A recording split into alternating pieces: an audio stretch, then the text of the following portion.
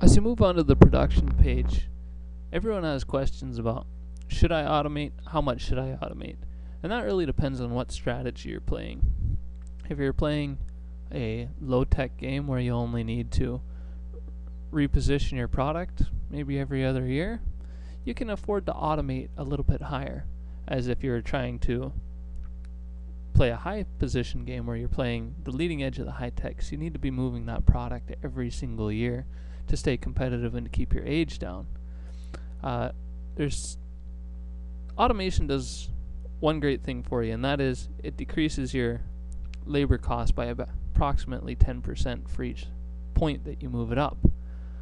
So as you move here to the automation rating, if we were to put this for 4 and it takes a year for it to actually occur, you can see that that cost me $3.2 million and I have 7.3 to invest. But what that will do is next year is it will take my labor cost per unit and it'll take that down about $1.11 it looks like for this one, down 10%, which is nice. If you could put it up to 5, 6, 7, 8, that's great. As you turn to your green book on page 14, you'll see an automation chart, and it talks all about automation, the pros and the cons. Automation, as it mentions here, is very expensive.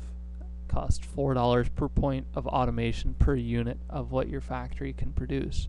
So at 800 units in your factory, 800 production capacity, if you move it up one, it's going to cost you, like we've seen there, about $3,200. As you watch the chart here, you can begin to decide how much you want to automate and for which products. You may automate some products while not automating others very much. What this chart is saying is the distance that you want to move your products. So as you're on your R&D sheet, say that you want to move it, we'll say 0.5 units away, just to keep up with the curve, or maybe to move your product to a different part of the curve within the circles. So if you're at an automation level of 3 and you move it at 0.5, it's only going to take just a few months for that to happen. But if you're automated at 10, that's going to take over a year. So just these little tiny changes, even a change of 0.25, if you're automated at 10, is going to take over a year.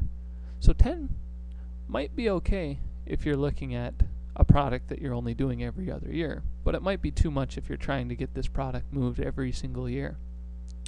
As you're able to use TQM, these numbers will drop, but until you can use TQM, these are what the numbers look like. Again, as you watch these charts, it's fairly flat before you hit 3. So if you can afford it, I would recommend probably starting your products out maybe around 3 if you can afford it, because there's really no disadvantage to starting out at 3 other than your initial startup cost, but it doesn't take you too much longer to move it.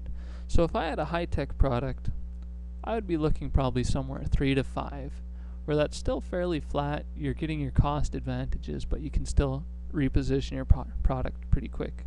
You may even want to consider moving it up to 5.5 or 6.